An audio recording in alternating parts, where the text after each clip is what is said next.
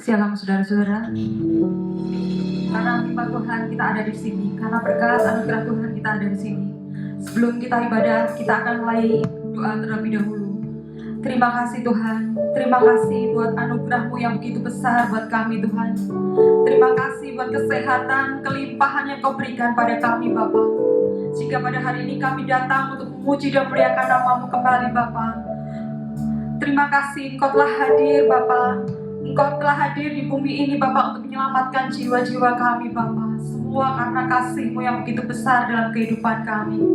Terima kasih Bapa, Engkau urapi kami, biar kami boleh menikmati anugerah-Mu yang begitu besar, merasakan jamahan-Mu. Engkau hadir di setiap langkah hidup kami.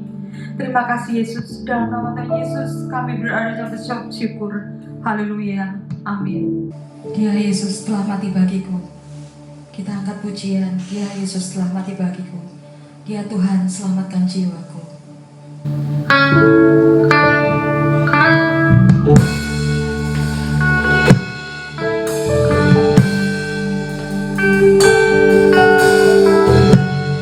Pengorbanan Tuhan yang begitu besar dalam kehidupan kita. Dia mengorbankan nyawanya bagi kita. Kita renungkan apa yang bisa kita berikan untuk atas kebaikan Tuhan dalam kehidupan kita. Ya Yesus telah mati bagiku.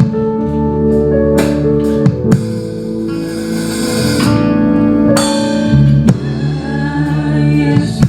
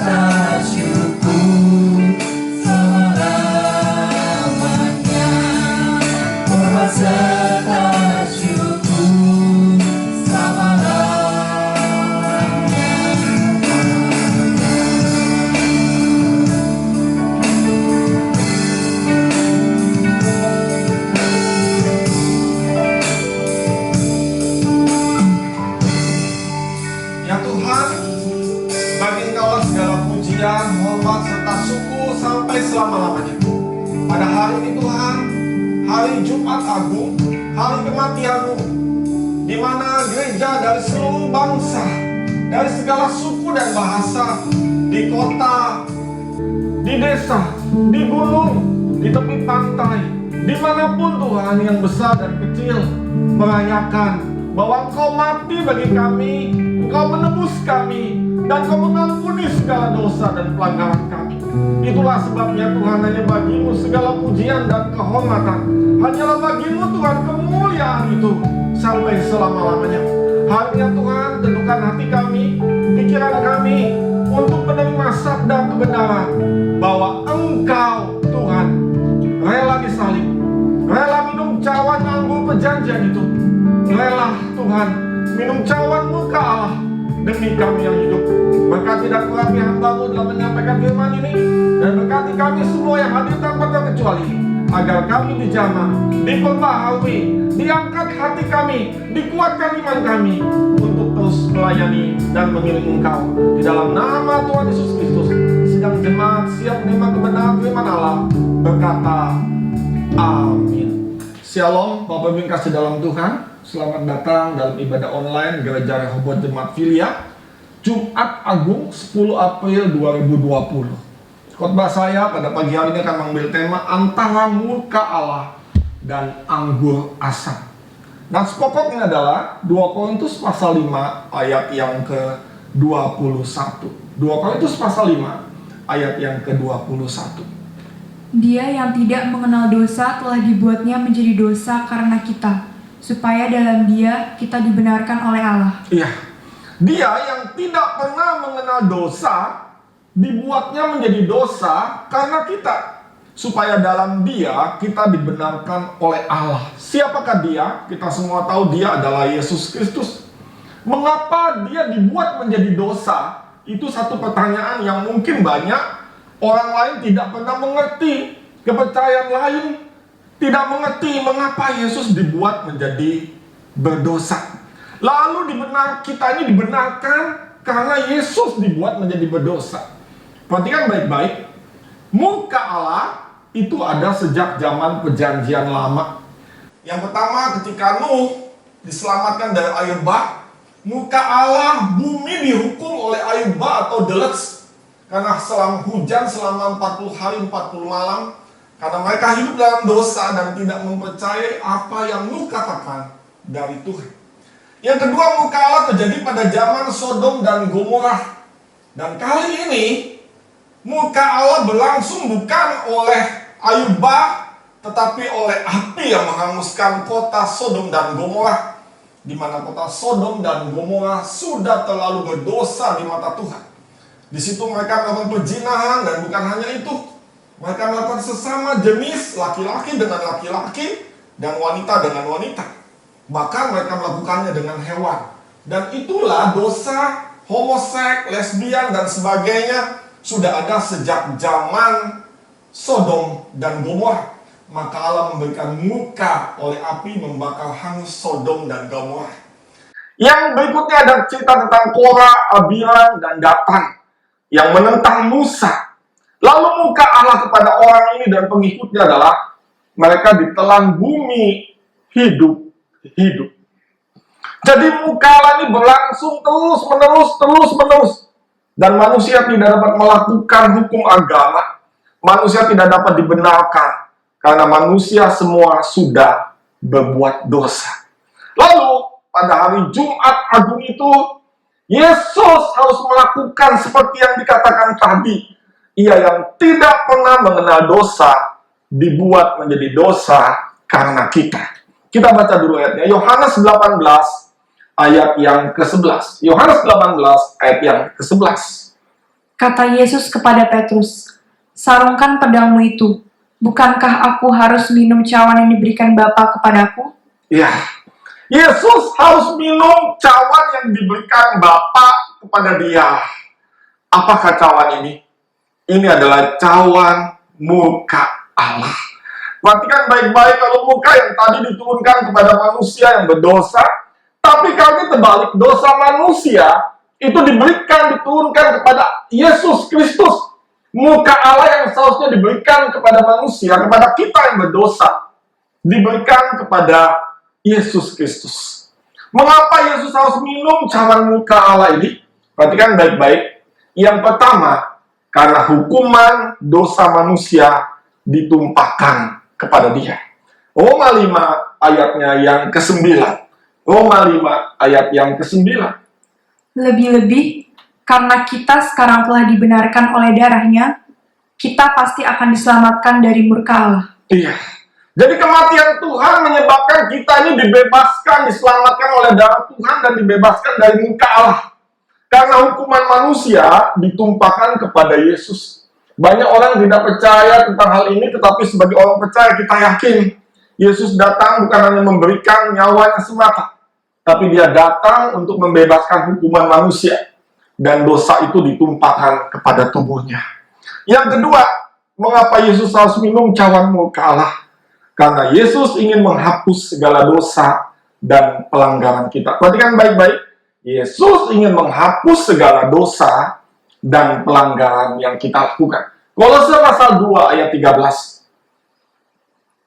Kamu juga, meskipun dahulu mati oleh pelanggaranmu, dan oleh karena tidak disunat secara lahiriah, telah dihidupkan Allah bersama-sama dengan Dia, sesudah Ia mengampuni segala pelanggaran kita. Ya, perhatikan baik-baik, ada kata dia mengampuni segala pelanggaran kita. Sebagian atau segala? Segala. 60% atau 100%? 100%. Atau 90%? Tidak. 100% pelanggaran manusia ditanggung oleh Tuhan Yesus di atas kayu salib. Itulah tujuan Tuhan ditimpakan oleh murka Allah. 1 Yohanes 1 ayat yang ke-9. Jika kita mengaku dosa kita, maka Ia adalah setia dan adil, sehingga Ia akan mengampuni segala dosa kita dan menyucikan kita dari segala kejahatan. Iya, kalau tadi segala pelanggaran, sekarang kalau kita datang ke Tuhan mengaku segala dosa kita mohon ampun, maka Dia mengampuni segala apa? Segala dosa kita, bukan sebagian dosa kita, tapi semua dosa kita. Itulah makanya cawan muka Allah ditimpakan kepada Yesus. Kalau cawan muka Allah tidak ada pada diri Yesus, tidak ada satupun orang yang selamat di muka bumi ini. Nah, sekarang kita beralih kepada anggur asam yang dicampur empedu sesuai judul khotbah tadi, antara muka Allah dan anggur asam. Anggur asam ini diberikan oleh prajurit-prajurit waktu Yesus disalib. Dia ingin memberikan kepada Yesus. Apa anggur asam itu? Anggur asam bercampur empedu, itu diambil dari empedu hati.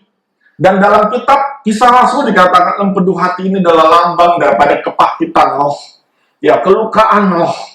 Dan dalam tradisi orang Yahudi, anggur asam itu dipakai untuk menahan rasa sakit. Kalau kita bilang sebagai anestesi atau sebagai obat apa? Bius. Ya. Obat bius supaya rasa sakit Yesus itu kurang. Ya, misalkan Yesus sakit 100% supaya jadi 50% atau mungkin lebih daripada itu. Jadi Yesus tidak merasakan semua kesakitannya di atas kayu salib. Kita lihat apakah Yesus menerima anggur asam itu. Matius 27 ayat yang ke-34. Matius 27 ayat 34, perhatikan ayat ini baik-baik. Lalu mereka memberi Dia minum anggur bercampur empedu. Setelah Ia mengecapnya, Ia tidak mau meminumnya. Iya, jadi Yesus menerima atau menolak? Yesus menolak minum anggur asam itu. Dia tidak menerima. Kelihatannya ayat ini bukan hanya ditulis secara histori, ditulis dalam Alkitab, ada prajurit-prajurit yang mencoba memberikan anggur asam dan empedu kepada Yesus. Tidak seperti itu. Ini ada makna manusiawi, ada makna teologi, ada makna ketuhanan daripada Yesus. Kalau secara manusiawi, orang disalib, disiksa, ketika dikasih obat penawar, atau obat bius, atau obat penahan sakit, pasti menerima. Tapi Yesus menolak. Kenapa Yesus menolak? Yang pertama adalah agar manusia diselamatkan dari murka Allah. 1 Tesalonika 1 ayat yang ke-10. 1 Tesalonika 1 ayat 10.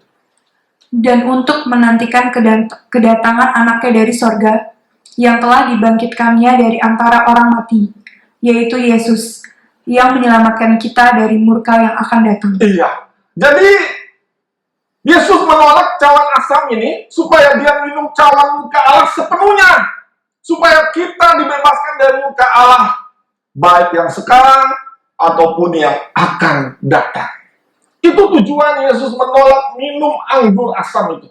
Dan yang kedua, tujuan Yesus menolak minum anggur asam adalah agar manusia taat pada Tuhan. Yohanes 3 ayat 36. Perhatikan ayat ini baik-baik, Yohanes 3 ayat yang ke-36. Barang siapa percaya kepada anak, ia beroleh hidup yang kekal. Tetapi barang siapa tidak taat kepada anak, ia tidak akan melihat hidup, Iya. melainkan murka Allah tetap ada di atasnya. Iya. Jadi barang siapa percaya kepada anak, ia beroleh hidup yang kekal. Tetapi barang siapa yang tidak taat kepada anak, ia tidak akan melihat hidup, melainkan murka Allah tetap ada di atasnya. Jadi di sini bukan bicara tidak percaya, tetapi tidak taat kepada anak, yaitu kepada Yesus. Kalau kita telah percaya kepada Tuhan, bagaimana supaya kita tidak jauh kena murka Allah yang akan datang? Yaitu supaya kita taat kepada Tuhan, atau obey to the Lord, ketaatan kepada Tuhan. Sekarang saya memberikan satu gambar. Jika pada saat itu kita bayangkan, kalau Yesus minum cawan asam sedikit saja, mungkin hanya 50 mili dia minum, rasa sakitnya bisa berkurang 20% dari yang ia tanggung di kayu salib, dari cambukan para prajurit, dari pukulan, ya, dari mahkota duri, ya, dari tendangan, diludah, dihina. Waduh, seorang teolog berkata Yesus seperti tidak berbentuk, ditawarkan cawan anggur asam itu. Lalu sakitnya akan berkurang sekitar 20-30%. Apa maksudnya? Apa artinya? Artinya Yesus tidak menanggung seluruh murka Allah. Yang mana penyakit 20% murka Allah itu ditanggung oleh siapa? Ditanggung oleh kita. Perhatikan baik-baik. Tapi Yesus menolak supaya seluruh hukuman dunia, dosa dunia ditanggung olehnya. Saudara bisa bayangkan kalau kita memiliki dosa 1 miliar misalkan, atau 10 miliar supaya gampang hitungnya.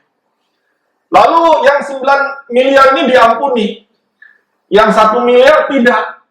Siapa yang tanggung? Kita yang menanggungnya. Mungkin nggak kita membalas dosa kita dengan yang 1 miliar itu kepada Tuhan? Sesuatu yang sangat tidak mungkin. Berarti kan baik-baik.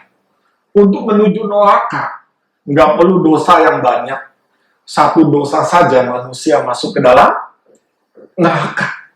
Maka itu Yesus rela minum cawan Allah Bapa itu sampai tuntas seluruhnya.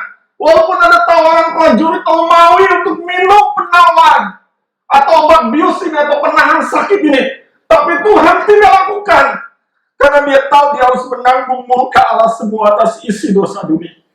Kalaupun dia hanya minumnya seperti cawan penjamuan ini yang hanya 5 ml, lalu mengurangi rasa sakit 10%, dan yang 10% itu harus kita tanggung, kita juga tidak dapat menanggungnya karena kita tetap berdosa kepada Allah. 1% saja membuat manusia bisa masuk ke dalam dosa, dan dosa ini membawa maut. Kita tidak berhak memiliki kerajaan Allah. Itulah makna antara cawan murka Allah dengan anggur asam. Ada rahasia yang kontradiktif, yang saling berbeda satu dengan lain, yang saling berhadapan-hadapan. Dunia ingin agar Yesus tidak menuntaskan karyanya di kayu salib, tapi Tuhan menolak tawaran dunia. Dia ingin menuntaskan karyanya di atas kayu salib, dan dia minum cawan murka Allah itu sepenuhnya. Dia tidak ingin ada rasa sakit ditahan oleh anggur asam bercampur empedu itu. Itu dilakukannya karena kita. Bayangkan, dosa bukan hanya yang nampak. Ada dosa yang kecil, dosa yang tidak kelihatan. Kita punya motivasi yang salah, keinginan yang salah, walaupun itu tidak secara verbal, tidak secara perkataan, tidak secara perbuatan yang nampak, atau sikap dan sebagainya, itu pun sudah dosa di hadapan Allah. Jadi, Yesus minum cawan muka Allah supaya genap seluruh karya Tuhan di muka bumi ini, yaitu Dia disalib untuk membebaskan kita dari hukuman dosa yang seharusnya ditumpahkan kepada kita, kepada orang berdosa, ditumpahkan kepada dirinya, lalu untuk menghapus segala dosa kita dan pelanggaran kita. Bukan sebagian dosa kita atau sebagian pelanggaran kita, tapi segala dosa kita dan segala pelanggaran kita. Kalau saudara hari ini menerima Yesus, atau saudara telah menerima Yesus, itu bukan karena kemampuan kita, tapi karena karya Allah yang menjamah hidup saudara.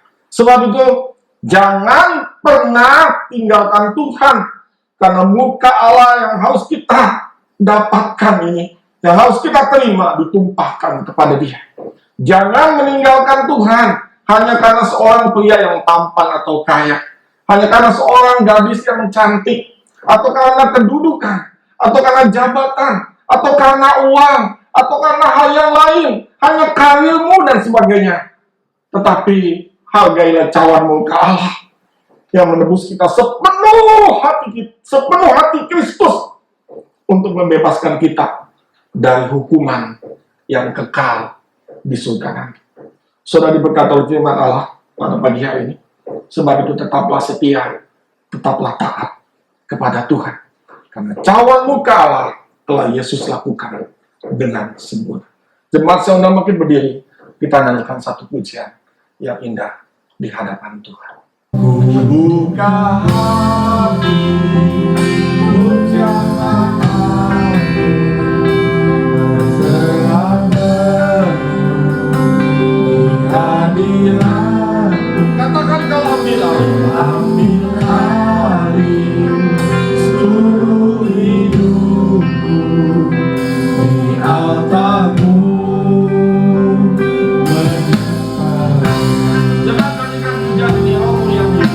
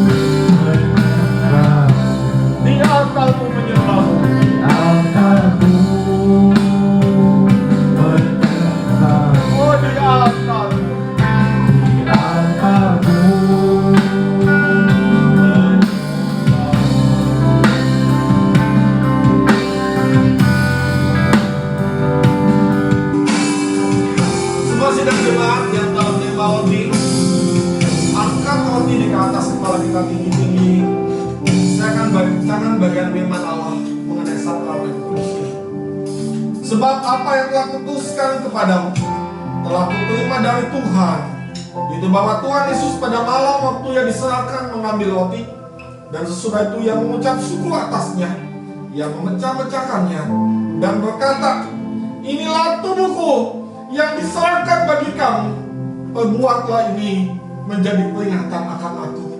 Roti yang di atas tangan kanan kita, di atas kepala kita tinggi-tinggi, adalah lambang daripada tubuh Tuhan yang dicabik-cabik, yang harus minum cawan muka Allah. Dan dia menyelesaikan tugasnya. Dia menolak tawaran anggur asam bercampur penuh dari para murid, yang hanya menyebabkan muka Allah bagi manusia, tapi muka Allah itu ditanggung sepenuhnya. Dan kalau hari ini kita menerima Kristus, itu sebuah karena anugerah, bukan kemampuan kita semata, bukan karena kebaikan kita, tapi karena kita mendapatkan iman dari Dia. Kita makan roti ini di dalam nama Tuhan Yesus Kristus.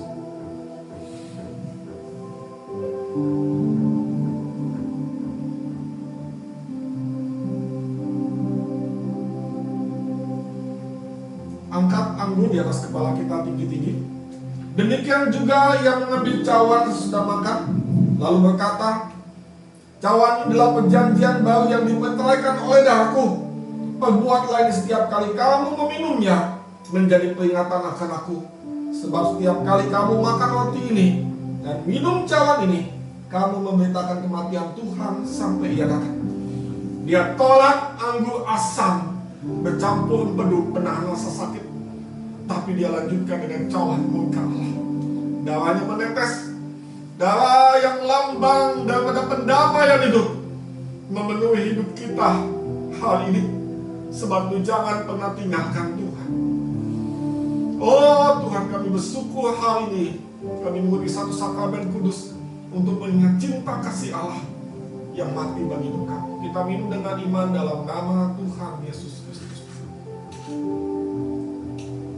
Siapakah kita?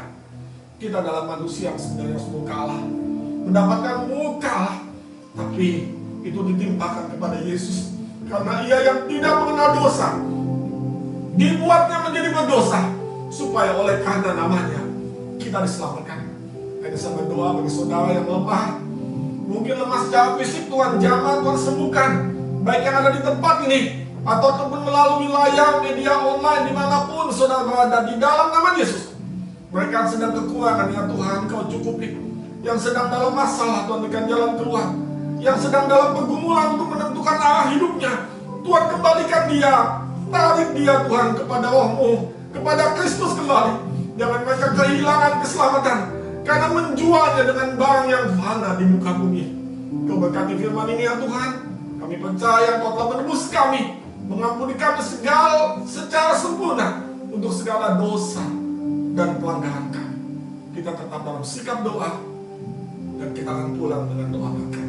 Arahkan hati dan pikiran saudara hanya kepada Kristus. Saudara-saudara yang kekasih dalam Yesus Kristus, marilah kita mengangkat tangan untuk menerima berkat Allah. Marilah kita mengalihkan hati kita kepada Tuhan dan hadirat-Nya. Maka berkat Allah akan memenuhi hidup kita. Berkat Allah akan memenuhi keluarga kita. Berkat Allah akan memenuhi kesehatan kita. Berkat Allah akan memenuhi pekerjaan kita. Sebab itu jadilah saluran berkat bagi sesama. Jadilah saksi. Jadilah terang. Milikilah hidup yang berkemenangan dimanapun saudara berada. Dan akhirnya saudara-saudara kekasih, marilah kita pulang dengan berkat dari Allah Bapa, kasih karunia dan damai sejahtera dari Tuhan Yesus Kristus, dan persekutuan dengan Allah Roh Kudus akan menyertai kita sekalian mulai hari ini sampai Maranatha Tuhan Yesus datang yang kedua kali. Dengan segala kerendahan hati sidang jemaat menerima berkat ini, kita semua yang percaya katakan amin.